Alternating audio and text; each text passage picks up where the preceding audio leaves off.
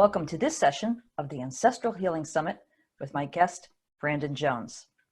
Our topic today is the legacy of trauma, the African American experience. Brandon Jones is a psychotherapist, professor, and author who specializes in adverse childhood experiences and historical and intergenerational trauma. His passion is helping you live life with purpose, on purpose, by healing from your past, dealing with your present, and developing for your future.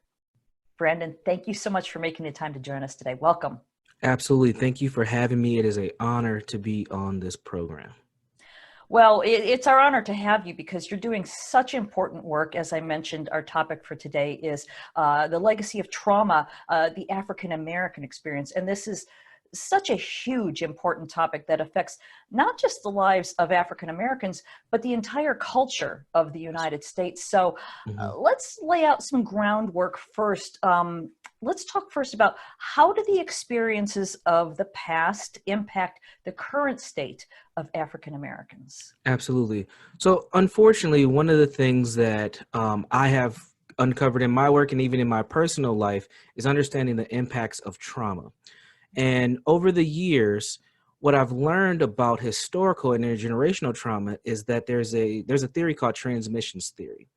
And the experiences of our ancestors and even of our parents, grandparents, etc., they have a direct connection to you physiologically, so your actual body, and in behavior and culture.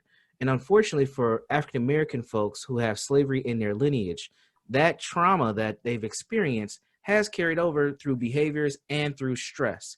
So the work that I do is typically addressing stress and making sure that folks understand that how lineage connects to what's currently going on with them from a mental and emotional standpoint today. There is a woman by the name of Dr. Joy DeGruy-Leary who has a pretty popular book called Post-Traumatic Slave Syndrome. And in that book, she was one of the leading people to really uncover this concept of how trauma is transmitted from one generation to the next. There's another person by the name of Dr. Yellowhorse Braveheart, Maria Yellowhorse Braveheart, who has also done historical trauma work when it comes to Native American folks. So Dr. Joy, she did it more with African American folks, where she looked at slave narratives and started to hear and see things in the slave narratives that show up in people's lives today. So she was able to make that connection. For myself, I was able to see how my trauma started before I was even born by learning about my own personal history, and I was able to connect those dots as well. I was born from a teenage mom. My mother was pregnant with me when she was in high school. She walked across the stage with me in her belly, had me a few weeks later on July 4th. And I grew up in a household full of trauma and drama. Unfortunately, I seen a lot of domestic violence as a kid. And the domestic violence that I experienced was extremely traumatic. However, I didn't realize the traumatic effects of it later until adulthood, where I was like, wow, all the stuff that I seen, the stuff that I experienced, even some of the violence that was torn towards me had an effect on my mood. I was at this point, now I can say I was definitely clinically depressed as a teenager. I used to overcompensate with eating. I had low self-esteem a lot. I wouldn't be as assertive, and all that stuff stemmed back from the trauma that I experienced as a kid. So there is a lineage, there is a connection to the experience that people have that lead up till today. And unfortunately, slavery was one of those for African Americans. And then after slavery, we had Jim Crow, which was pretty much like serfdom, if you want to compare it to other places in the world, where African American folks attempted to conform into this American idea, but unfortunately, due to racism and race actually becoming a thing and categorized in the United States, African American folks continued to struggle. And the struggle had continued on for really until the civil rights movement came, and then we got integration and other policies that were put in place. And then it turned into a whole nother type of experience of how do we gel and mold based on this, pretty much racist history that we've had, where Black people have been excluded policy-wise and just interpersonally as well. So it wasn't just an interpersonal thing, it was also a structural thing that many Black people has faced. And unfortunately, it still leads up to today, where we're still looking at human rights violations. We're still looking at ways for us to commingle and relate to other groups, and facing a lot of discrimination, prejudices, and things of that nature. So it's a huge issue that unfortunately also spills within the community, where we respond to each other from a particular type of way as well, due to the trauma that we've experienced. Mm-hmm. Right. Yeah. Well, thank you for that foundation. Hmm. Um, oh, there's so many different directions we could go Oh with yeah. this. Yeah. Let's start out with sort of the hidden things, the things that people don't even realize are happening in their lives. I Correct. saw you in an interview recently. You're talking about a woman who was videotaped disciplining her son, and Yes. the way that she reacted. On subtle levels was sort Yes. of I'll let you tell the story. Yeah, Tell very me interesting. Yeah. So there was a video that went viral not too long ago of African American woman who came to the school of her son.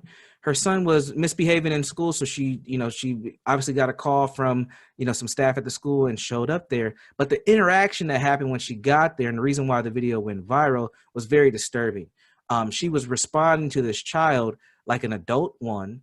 So she was yelling at him, calling him names, disparaging names, threatening him, threatening to bash his face in, and things like this. So these are just negative parenting concepts, things that you don't want to ever see a parent do, regardless if they're African American or not. But this woman had actually took it to that level with this child. The disturbing parts also about this were the school professionals did not intervene with this interaction. They kind of just let it go. And the clip is about 3 to 4 minutes long. It's a pretty long clip and very disturbing to watch. And they didn't interact. They didn't interfere. But there was a point in time in the actual clip, in the incident, where the mom bumped one of the professionals and was so polite to the professional, but not to her own child.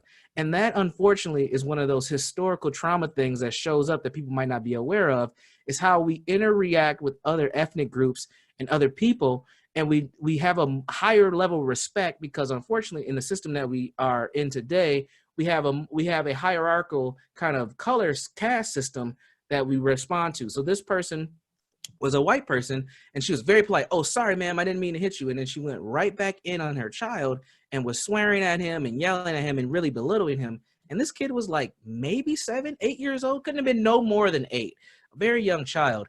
And just that disregard for her own child and that disconnection does have a lineage to slavery. Unfortunately, it does. And then those behavior patterns and those parenting patterns, unfortunately, have carried on from one generation to the next. And this mother, obviously has seen that type of parenting somewhere in her life and assumed that that was acceptable, and it's not. And we know that that is very abusive. And what we know about trauma work today, that those experiences that that young man's dealing with at this current time may carry on with him until he's adult. And that's unfortunate. The reason why I make that connection from today to slavery is that there's a lot of narratives and there's a lot of stories, even within the African American community, and things that have been documented about how Black mothers on plantations would respond to their children. They would belittle them. They would say things to them that were negative in front of like overseers and slave masters and things like that. And it was a strategy to protect the child and keep the child with them. So you would have slave mothers say things like, oh, little Bobby, he's slow. He's slow. He's no good. He can't work. He's dumb. He's lazy. They'll say things like that as a form of protection to keep the child with them instead of having the child taken and working at either another plantation or another place in that actual plantation. So that was a very common practice. It was a strategy that unfortunately was carried over and has become and manifested into something more negative. And we haven't been able to break that pattern 100% as far as how to interact with our kids without disparaging them, swearing at them, or hitting them. Another thing is spankings. It's a huge thing in the community that's always kind of a topic of discussion when we talk about things like child protection, is spankings and how do spankings go too far. And unfortunately, in the African American community, we were cultivated under physical discipline. If a slave got out of line, they could have limbs chopped off. They could be beat nearly to death to be made as an example. They could be sexually abused. All these things were forms of discipline that unfortunately have carried over for a lot of folks generation to generation. So it's a big thing. And when you look at it, when you look at history and you compare it to today, you start to connect those dots and see just how we got to where we are today, unfortunately. Right, right. And as I mentioned earlier, this is such a big picture. Yeah. Where do you even begin? For me, you begin with yourself and your own narrative. It's very easy to look at history. We're not taught we're not taught the truth when it comes to what slavery was really all about, because it really was an economic system at the end of the day. It was harmful, it was hurtful to both Native Americans and African Americans. And I would even say to, at the time, what we now call white people, because they weren't called white at that time. People were like Polish or, or Italian, etc. And those folks kind of came on later as well as they immigrated to the United States. But it really hurt us there. So we can look at that part of history, but what's more important is looking at yourself and how have those experiences informed your life today. People are dealing with a lot of pain and trauma today, and it's hard for them to connect it back because, one, they don't know their own personal narratives. They don't know their own personal histories. If you know a Black person and you ask them where they come from, like where are your people from, they're going to usually identify a state, a city, or a town. They're not going to identify a country. So the lineage is not even there. And this is where you hear a lot of Black folks, we talk about, we need to know our history and our history needs to be taught in schools, but we also have a responsibility to teach that history ourselves as well, because we can't just rely on schools to teach it, because schools have other ramifications and things, etc.